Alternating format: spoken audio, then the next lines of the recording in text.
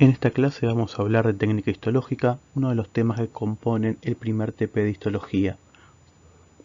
Cabe aclarar que este no es material de estudio, sino es un material de apoyo, y los temas correspondientes de esta clase lo podrán buscar en la bibliografía recomendada en el programa oficial de la cátedra.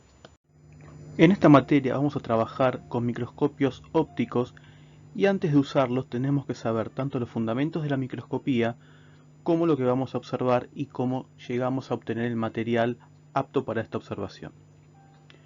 Las observaciones del material remitido pueden ser inmediatas, que las llamaremos in vitro, y ejemplos de estos son los cultivos celulares como los cultivos bacterianos, en los cuales no se utilizan colorantes. Podemos usar colorantes también para observar células vivas, y estos colorantes los llamaremos colorantes de tipo vital. Aquí podemos hacer una salvedad entre lo que es un colorante intravital y lo que es un supravital. Un colorante intravital se le inyecta al organismo que contiene ese tejido cuando aún está vivo. Este se distribuye en las células o tejidos y luego se extrae para la observación.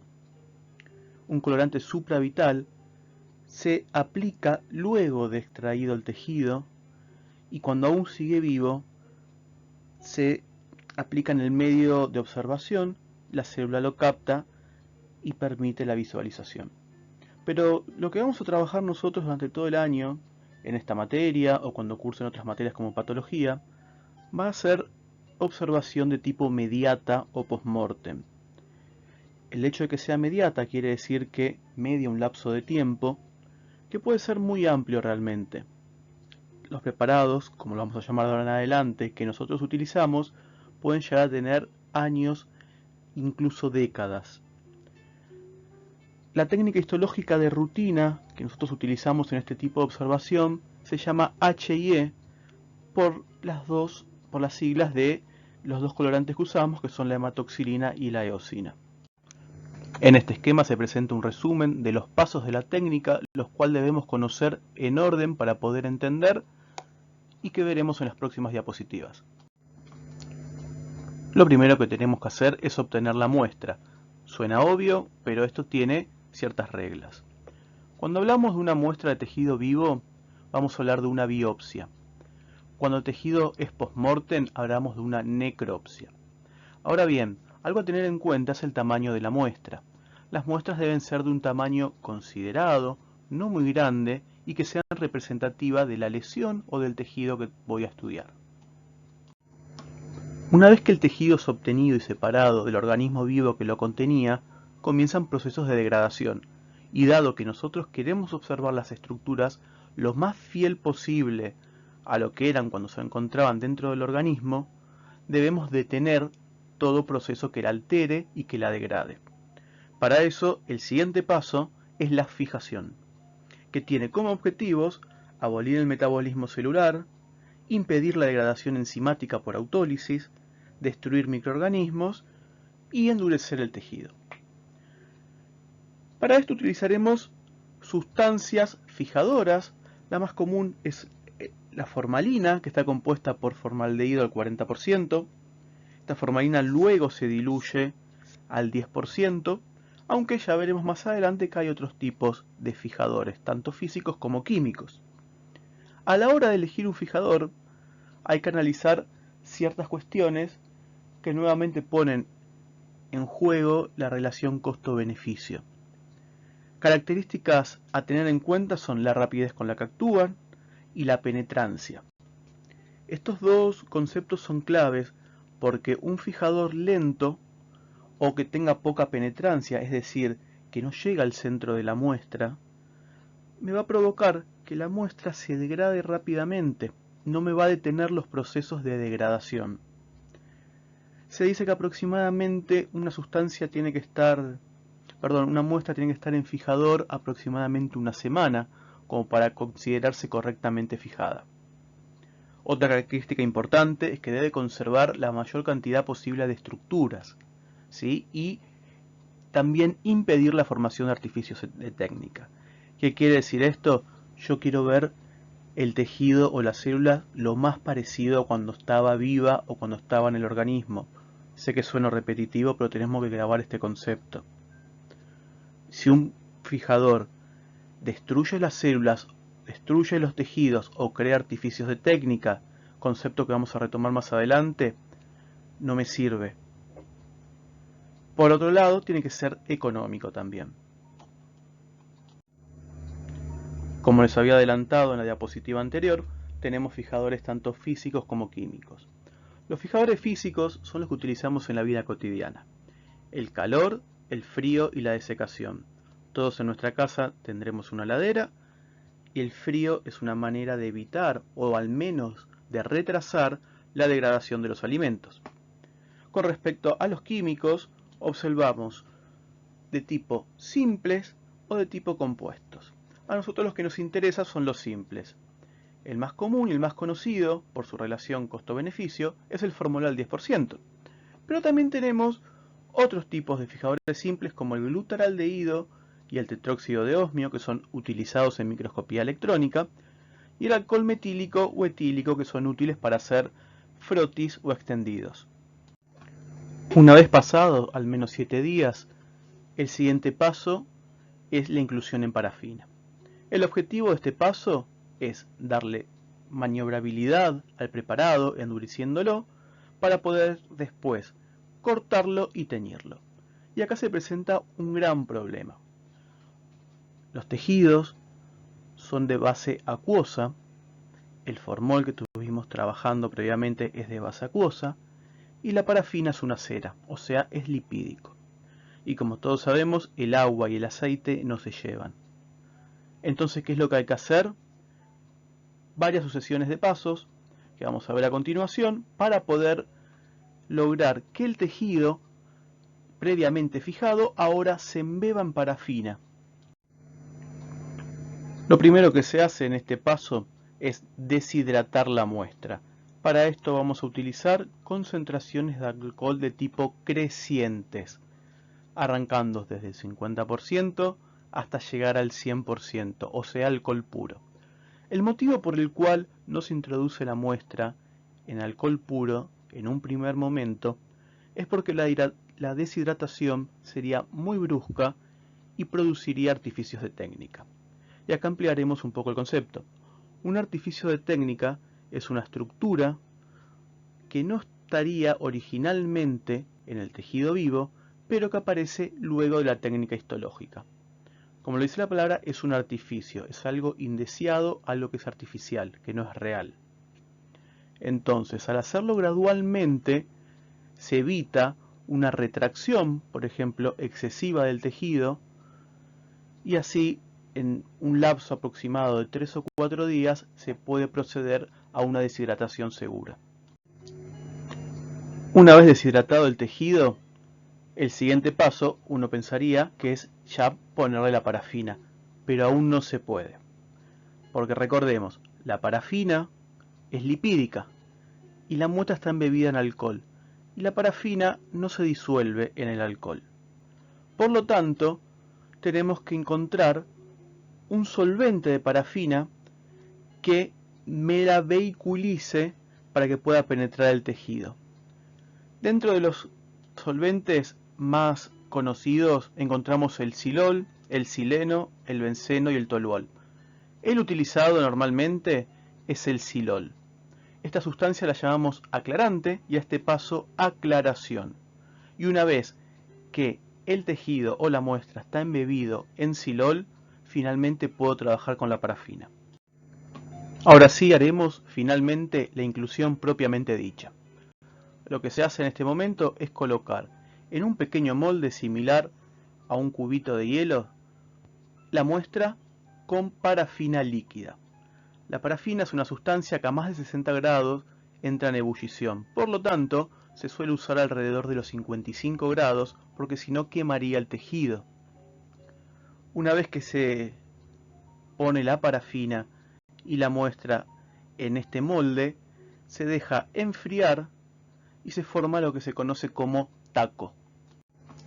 La obtención del taco nos permite manipular la muestra para poder hacer cortes ultra finos capaces de ser coloreados y atravesados por la luz para observarse en el microscopio óptico. Estos cortes, que tienen un grosor de entre 5 y 10 micrones, los vamos a realizar en un dispositivo llamado micrótomo. En el caso de la microscopía electrónica, utilizan un dispositivo llamado ultramicrótomo que da cortes aún más finos. Una vez obtenido el corte, este se colocará en una estructura rectangular de vidrio conocida como portaobjeto. Este procedimiento es denominado montaje primario. Como ven en la imagen, esas estructuras en el centro son los portaobjetos y con ellos van a trabajar durante todo el año. Una vez que este fino corte de la muestra es montado en el portaobjeto, procederemos al siguiente paso, que es la coloración. Y acá se presenta nuevamente otro problema. Los colorantes que vamos a utilizar son de fase acuosa, pero el preparado que cortamos está incluido en parafina, en una cera. Entonces ahora hay que hacer los pasos inversos. Primero, remover la parafina con un aclarante, porque acuérdense que es un solvente el aclarante, ¿sí? Así como permite que ingrese, también permite sacarla. Utilizaremos silol y luego de utilizado el silol debemos rehidratar a la muestra para poder finalmente vehiculizar los líquidos de fase acuosa. ¿Cómo van a rehidratar? Con concentraciones decrecientes de alcohol. Fíjense que nuevamente se usan varias concentraciones de tipo decrecientes. Si utilizásemos agua pura desde un principio, ocurriría también un estallido brusco del tejido y se arruinaría. Respecto a la tinción, debemos saber que vamos a utilizar dos colorantes, hematoxilina y eosina. Si bien hay muchísimos colorantes más, en la técnica de rutina se utilizan estos dos. Hablando de la hematoxilina, tenemos que saber que es un colorante de tipo básico, es decir, que expresa cargas positivas, o sea, es catiónico. Por interacciones electrostáticas se va a unir a estructuras con cargas negativas, aniónicas o de tipo ácidas. Y esto ya me da un indicio de a qué estructura se va a unir. Un colorante básico se unirá a estructuras ácidas. Y si recordamos, biología del CBC o del secundario, ¿qué contiene el núcleo celular? Ácidos ribonucleicos, ácidos desoxirribonucleicos. Por lo tanto, la hematoxilina tiñe excelentemente los núcleos. De hecho, es el único colorante que tiñe los núcleos en la técnica de rutina. Es innegable que la hematoxilina tiñe los núcleos, ¿sí? Cuando hablen de una afinidad por colorantes básicos, van a hablar de basofilia, Como pueden observar en las imágenes, verán dos estructuras circulares. En el centro una estructura pálida no tenía, que ahora más llamaremos luz. Y las células que se observan alrededor tienen esferas, o círculos mejor dicho, porque estamos en dos dimensiones, de color azulado. Estos son los núcleos teñidos con hematoxilina. Y de ahora en más, cada vez que observen un preparado, lo primero que tienen que observar son los núcleos, porque ese va a ser su parámetro de basofilia, ya que la técnica histológica muchas veces según la intensidad que se haya utilizado de colorantes puede variar de un preparado a otro. Así que lo primero que tienen que hacer, quiero que se lleven ese concepto, es observar la basofilia de núcleo en esa tinción en particular.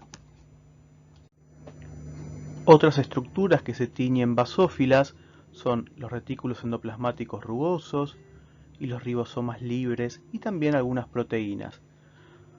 Por eso vamos a observar que cuando hay células teñidas con un citoplasma basófilo, vamos a poder inferir que es una célula que está en proceso de síntesis proteica.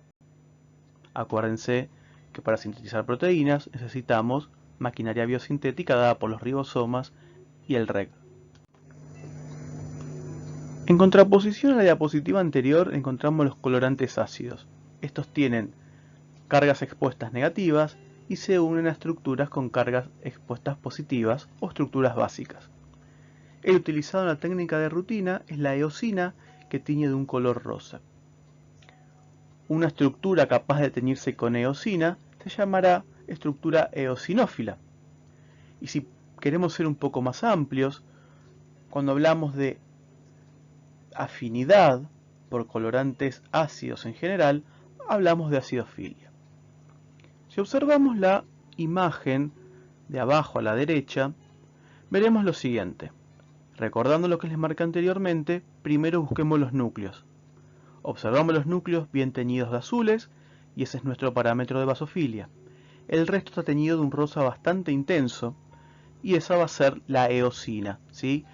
Entonces, yo les comento, lo que estamos viendo es músculo estriado esquelético que tiene núcleos periféricos y tiene citoplasma intensamente eosinófilo. Estructuras que se pueden teñir con eosina son las mitocondrias y algunas proteínas citoplasmáticas.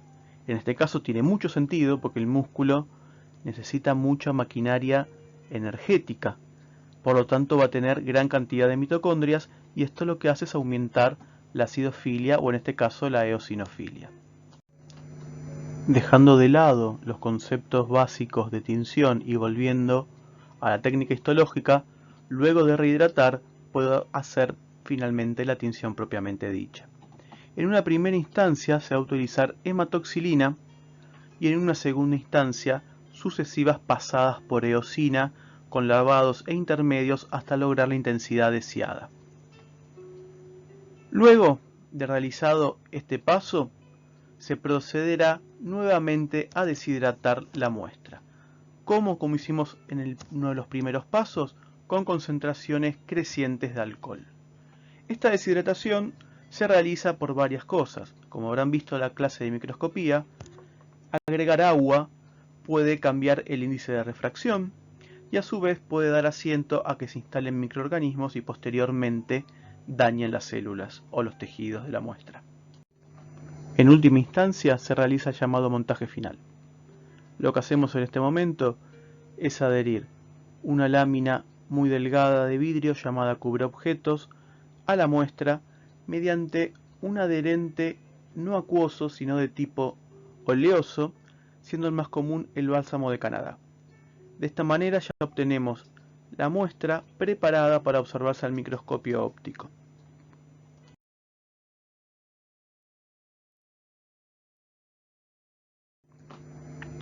En las siguientes diapositivas vamos a ver algunas particularidades y ejemplos de las tinciones. Les comento que esta imagen que estamos viendo es de la mucosa gástrica.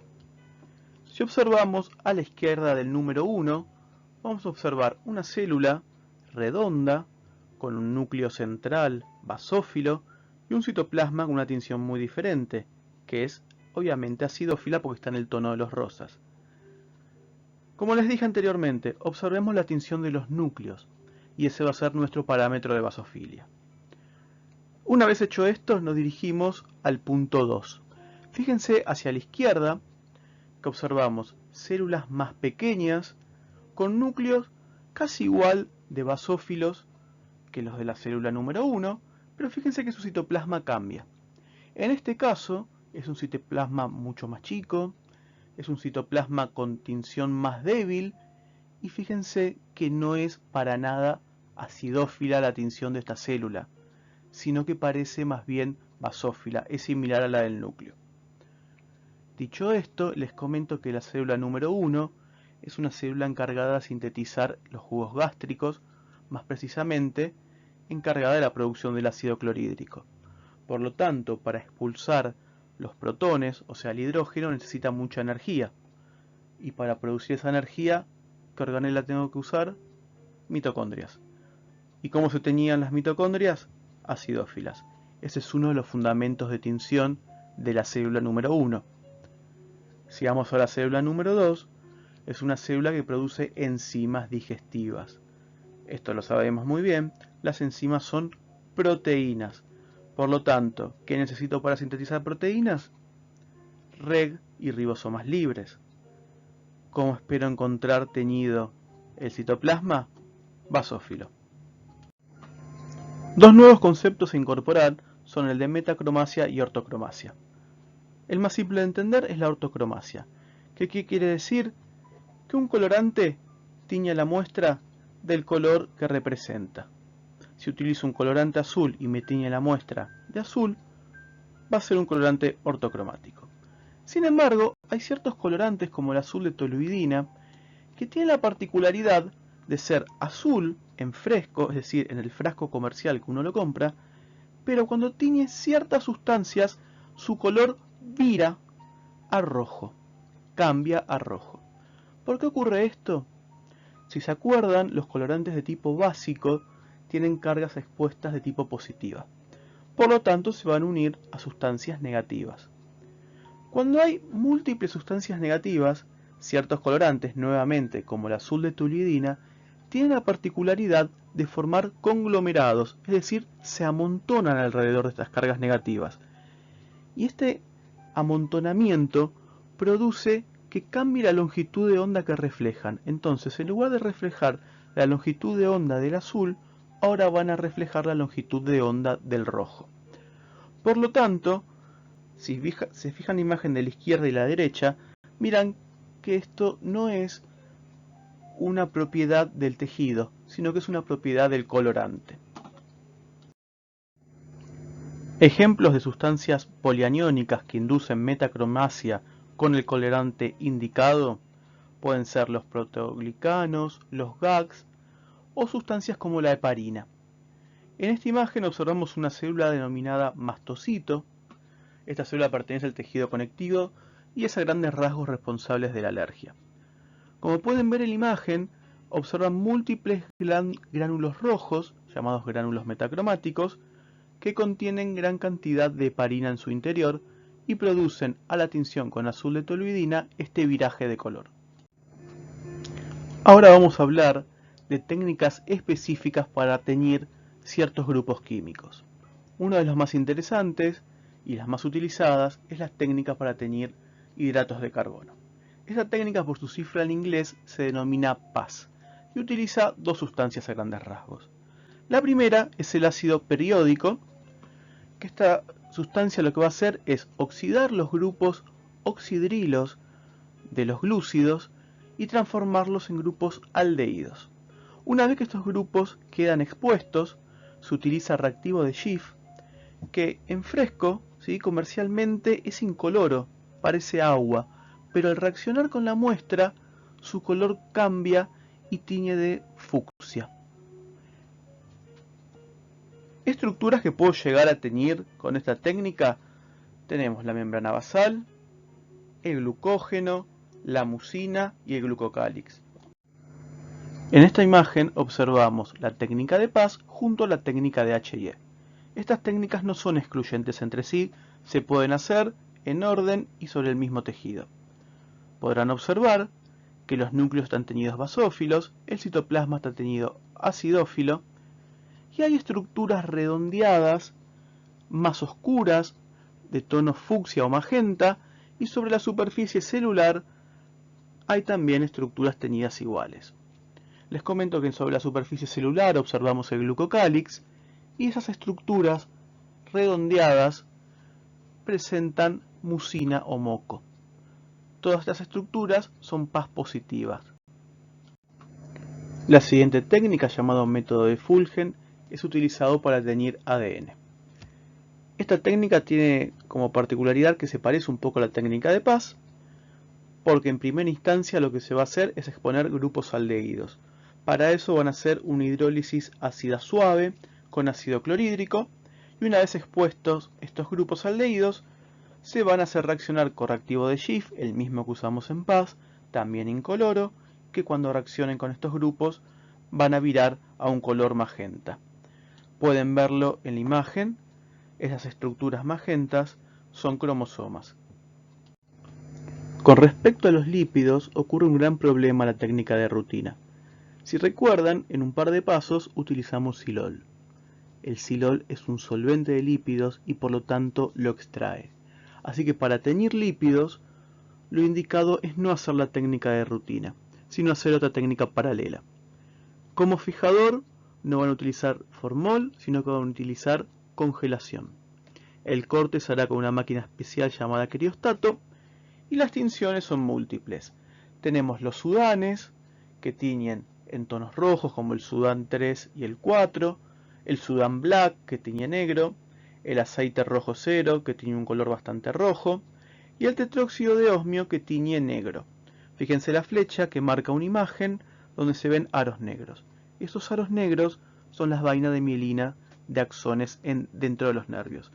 Si recuerdan las primeras diapositivas, el tetróxido de osmio también es un fijador, pero es un fijador utilizado en microscopía electrónica. Para microscopía óptica lo utilizaremos como colorante. Ahora hablaremos un poco de distintas técnicas para teñir fibras. Quédense tranquilos que cuando vean cada tejido en particular en las correspondientes clases se va a profundizar sobre el tema. Por un lado tenemos técnicas de impregnación argéntica. Son técnicas donde se producen o se utilizan, mejor dicho, precipitados de metales pesados como la plata, el oro, el mercurio y el osmio también, para teñir fibras y fibrillas. En esta imagen podemos observar fibras reticulares. En el caso de las fibras elásticas, estas pueden ser teñidas con orceína, con resorcina fucsina, con aldehído fucsina y van a dar una imagen rojiza.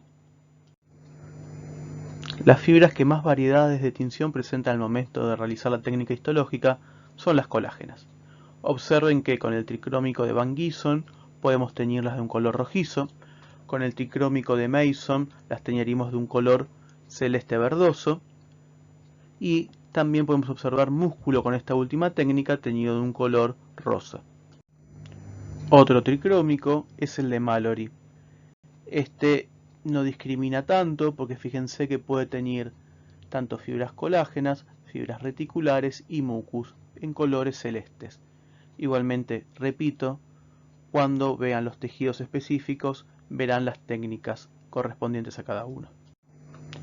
En esta imagen vemos la preparación de un hígado donde algunas estructuras se marcan. Si ustedes las ven circuladas, verán estructuras más negruzcas que sobresalen sobre el fondo del preparado en sí.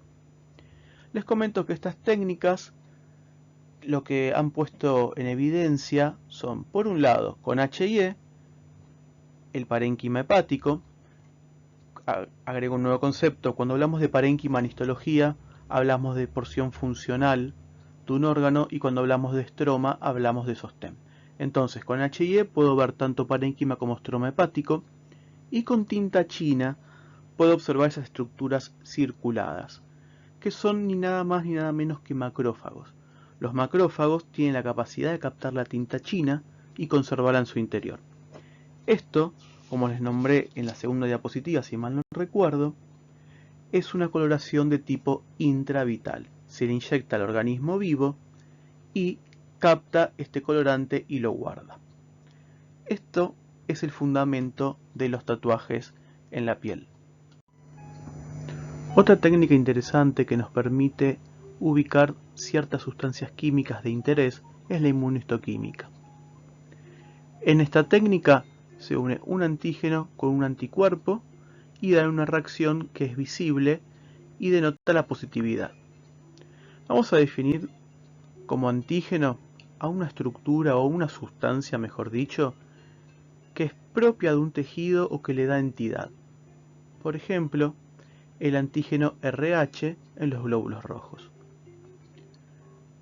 Como bien dijimos, todas células portan ciertos antígenos. Si yo quiero buscar ese antígeno, voy a utilizar un anticuerpo fabricado externamente, ¿sí? O sea, comercializado en laboratorios, que se una a ese antígeno específico, es decir, un anticuerpo anti-RH en el ejemplo que estoy usando. Lo que hay que hacer acá es un método directo o un método indirecto. Si yo hago un método de tipo directo, voy a utilizar un solo anticuerpo contra ese antígeno y le voy a poner un marcador fluorescente, por ejemplo. Si se evidencia la reacción antígeno-anticuerpo, quiere decir que es positivo, que lo que yo buscaba está, voy a observar la sustancia fluorescente. Si ese anticuerpo que yo apliqué a la muestra no encuentra el antígeno, la sustancia no se va a ver, no va a haber fluorescencia y por lo tanto la imagen va a ser negativa. Otro método que se puede utilizar es el de inmunohistoquímica indirecta. Fíjense que es muy similar, pero utiliza dos anticuerpos. El primero, dirigido contra el antígeno, ya conocido y que estoy rastreando, y un segundo anticuerpo anticuerpo primario, ¿sí?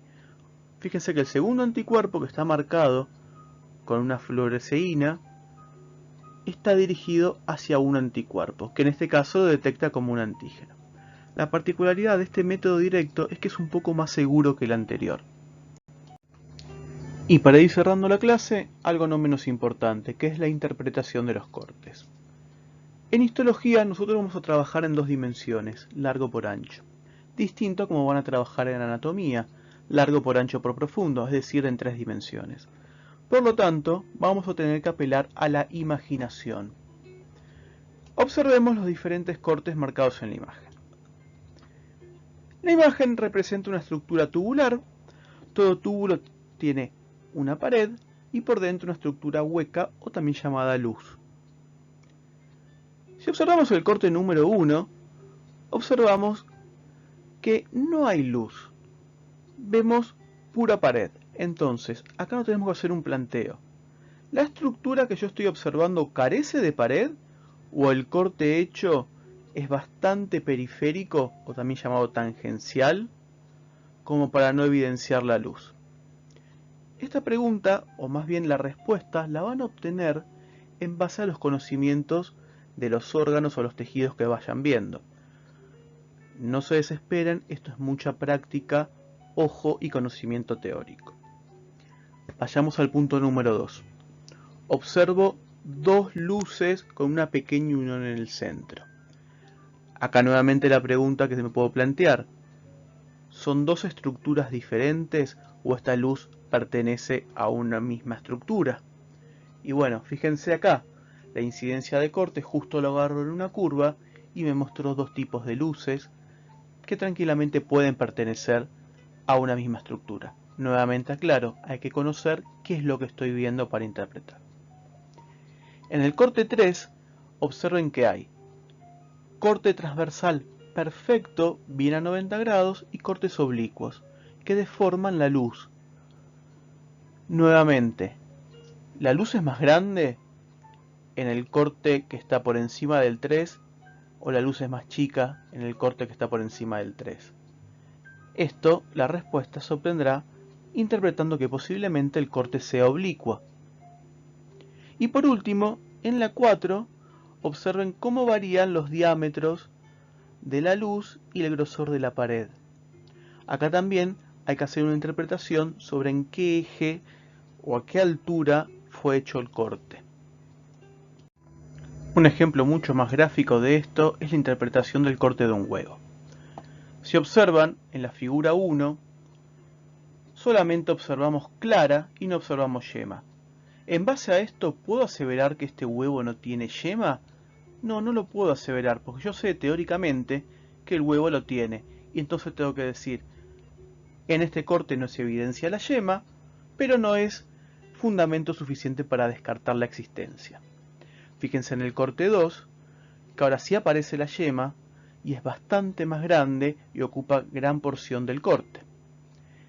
En el corte número 3, observo sola clara, nuevamente, con lo cual acuérdense que no puedo descartar la presencia de yema. Y también observo la cuestión del tamaño, la diferencia de 2 y de 3. Observando 3, ¿puedo decir que ese huevo es muy pequeño? No, no es correcto, porque también tengo que interpretar, tal vez el corte es suficientemente periférico como para no agarrar o contemplar gran parte del órgano o preparado o estructura, como en este caso que es un huevo. Y si ven el 4, van a ver que el huevo tiene las mismas estructuras que 2, pero tiene otra forma. Entonces, ¿puedo decir que son dos huevos diferentes? No, voy a decir que los cortes son diferentes, por lo tanto la imagen que me ofrece es diferente. Lo mismo pasa a la derecha con las imágenes A, B y C. Fíjense el grosor de la pared. De A a C el grosor de la pared es cada vez mayor y el diámetro de la luz es cada vez menor hasta desaparecer en C. Esto nuevamente, ¿por qué es? Porque me voy acercando a la periferia, por lo tanto el corte va a cambiar la imagen que me da. Entonces, todo es relativo y todo es justificable a la vez, teniendo los conocimientos teóricos de cómo es una estructura. Por último, observemos este esquema de la nefrona. La nefrona es la estructura funcional del riñón. Este es un sistema tubular que representa diferentes segmentos muy bien diferenciados por características histológicas únicas en cada uno. Esta es una imagen de microscopía óptica con HIE de corteza renal, donde vamos a ver nefronas. Más precisamente observamos las distintas porciones de las nefronas y si se fijan van a ver estructuras circulares que representan en 3 dimensiones túbulos con características histológicas o de tinción en este caso bastante diferentes. Algunas tienen la luz teñida, otras tienen la luz limpia, algunas tienen la luz redonda, otras las tienen ovaladas o alargadas. Entonces, lo que quiero transmitirles con esta imagen es que cuando conozcan las características teóricas de cada segmento de la nefrona, van a poder identificar cada segmento o cada estructura circular o tubular que están viendo en esta imagen. Si observan el esquema de la diapositiva anterior, van a ver que este sistema tubular representa múltiples pliegues.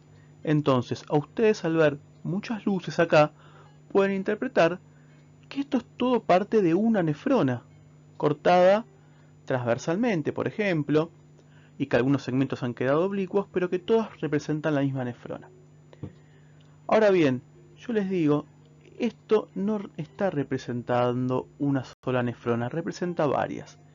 Fíjense en el esquema anterior que hay una estructura llamada glomérulo renal o corpúsculo renal, que acá en esta imagen se observa como villos o como estructuras redondeadas, que se las voy a marcar con una flecha, y que en una nefrona son únicas. Yo acá observo al menos 2 de estas estructuras. Entonces, ya teniendo este conocimiento teórico de que una nefrona tiene un solo corpúsculo renal, si yo en una imagen veo 2, ya puedo decir que en esta imagen hay 2 nefronas al menos. Como ejercicio les propongo que identifiquen las tinciones, es decir, acidofilia y basofilia, busquen el parámetro de basofilia, identifiquen qué zonas son más basófilas que otras o más acidófilas que otras y también interpreten cortes, es decir, cuáles cortes son transversales, cuáles son oblicuos, cuáles parecen o son longitudinales y en base a esto van a poder resumir todo el contenido de esta clase o por lo menos la interpretación de cortes.